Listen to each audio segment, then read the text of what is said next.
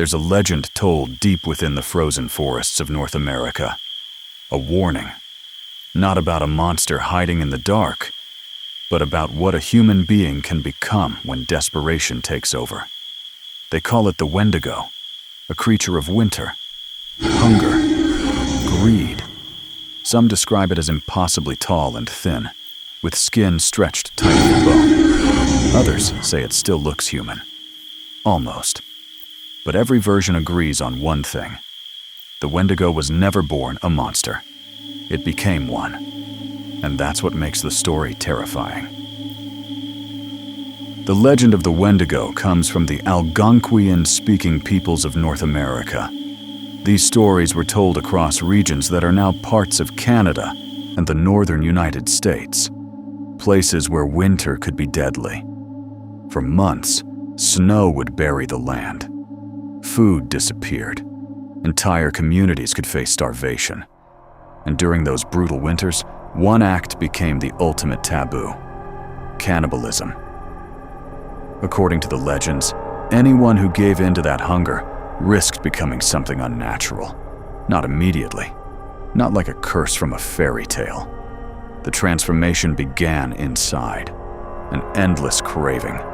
A hunger that could never be satisfied. The more the person consumed, the emptier they became. Until eventually, they were no longer human at all. That was the Wendigo. Not just a creature, but the embodiment of uncontrolled hunger and greed. Today, most people imagine the Wendigo with antlers and a deer skull, but that version is actually much more modern. In many traditional descriptions, the Wendigo looked disturbingly human. Just wrong. Too tall. Too thin. Its skin pale or ash gray, stretched tightly across its body. Its ribs visible. Its lips torn away. Some stories describe the smell of decay following it through the forest. Others say its heart was made of ice. And despite constantly feeding, the creature itself remained starving. That detail appears again and again in the folklore.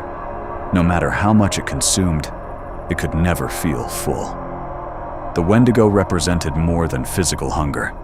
It symbolized greed without limits, the kind of hunger that destroys everything around it, and still wants more. What makes the Wendigo legend so disturbing is that it doesn't behave like a normal monster story. It isn't simply hunting people at random.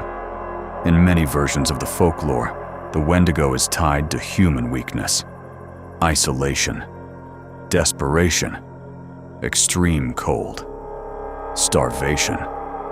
Some legends even describe people becoming possessed after obsessing over greed or excess.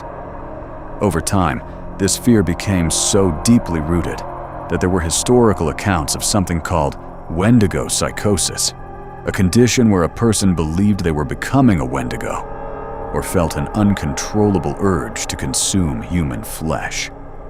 Whether these accounts were spiritual, psychological, or misunderstood illnesses is still debated today. But the fact that the fear existed at all shows how powerful the legend became. Because at its core, the Wendigo isn't really about a creature in the woods. It's about what hunger can do to the human mind. Over the years, movies, games, and horror stories transformed the image of the Wendigo. The modern antlered version became popular because it looked visually terrifying. If you have watched the movie The Pet Sematary, you would find a scene where Judd is showing Louis a book with a deer version image of the Wendigo. And eventually, people began treating the Wendigo like just another forest monster. But the original folklore was more complex than that. The Wendigo wasn't evil for the sake of evil. It was a warning. A story meant to teach balance, community, and restraint during the harshest winters imaginable.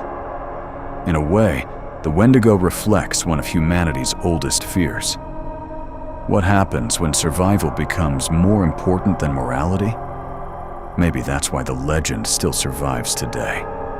Because the Wendigo isn't only frightening as a creature, it's frightening as an idea, an endless hunger, a person losing themselves piece by piece, a reminder that sometimes the scariest monsters are not the ones hiding in the forest, but the ones human beings can become. And according to the legends, it never ends.